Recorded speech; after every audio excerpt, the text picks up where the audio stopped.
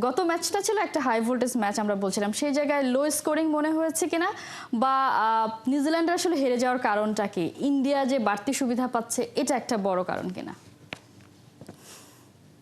সুবিধাটা আইসিসি দিচ্ছে মনে হয়, এরকম একটা ব্যাপার থাকতে পারে। আইসিসি তো আসলে সুবিধা দেবে না। এমনিতে দুবাইতে খেলা হলে আপনি যদি কম্পারেটিভলি পাকিস্তানের সাথে দুবাইয়ের উইকেট দেখেন, পাকিস্তানের উইকেট অনেক বেশি ফ্ল্যাট, দুবাইয়ের উইকেট অতটা ফ্ল্যাট নয়। দুবাইয়ে রান করাটাও পাকিস্তানের মতো অতটা সহজ নয়। সেটা ভারতের ব্যাটিং এর সময় আমরা দেখেছি, যখন 30 রানের ভেতরে 3টা উইকেট পড়েছে। এবং এরপর যদি দেখেন অক্ষর প্যাটেলকে নিয়ে শ্রেয়াস আইয়ারের যে জুটিটা হয়েছে, সেখানে শ্রেয়াস আইয়ার তার ক্যারিয়ারে এমন ইনিংস খেলেছেন কিনা আই রিয়েলি ডাউট।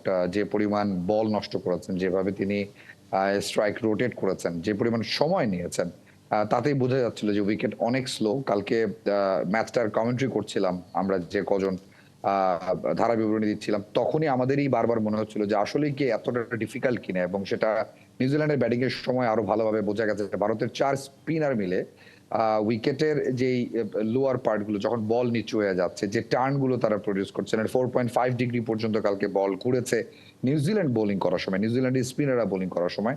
আপনি যদি দেখেন যে ভারতের 2 পেসারকে তাদের ক্যাপ্টেনের ওভাবে ইউজই করতে হয়নি, মানে মোহাম্মদ শামি এবং হার্দিক পান্ডিয়ার পেস বোলিংটাকে আসলে কাজেই লাগানো লাগেনি, যেখানে 4 স্পিনার মিলে 9টা উইকেট তুলে নিয়েছেন।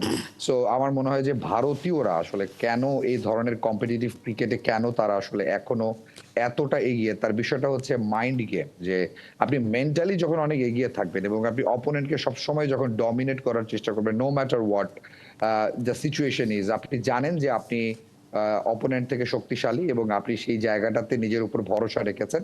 এবং আপনি দেখেন তাদের ব্যাটিং অর্ডার কন্টিনিউয়াসলি চেঞ্জ হতে থাকে। অক্ষর প্যাটেল বাংলাদেশের সাথে কোথায় ব্যাট করেছে, অক্ষর প্যাটেল পাকিস্তানের সাথে কোথায় ব্যাট করেছে, কালকে কোথায় ব্যাট করেছে। হার্দিক পান্ডিয়াকে বাংলাদেশের সাথে একটু উপরের দিকে নামানো হয়েছে, কালকে হার্দিক পান্ডিয়া কত নিচে নেমেছেন।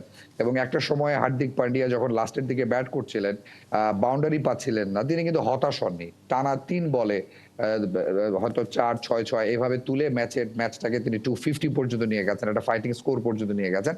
হার না মানা মানসিকতাটা অনেক বেশি হেল্প করেছে ভারতকে কালকে। এবং স্পেশালি বোলিং এর ক্ষেত্রে আমি বলবো যে খুবই ভালো বোলিং তারা করেছে। 2টো উইকেট পড়ে যাওয়ার পর কেন উইলিয়ামসন যখন ড্যারেল মিচেলকে নিয়ে ম্যাচটা বের করে নেওয়ার চেষ্টা করেছেন, আমরা দেখেছি যে 25 ওভার টাচ করে ফেলেছিল নিউজিল্যান্ড, তখন পর্যন্ত রানটা 100 পর্যন্ত পৌঁছায়নি।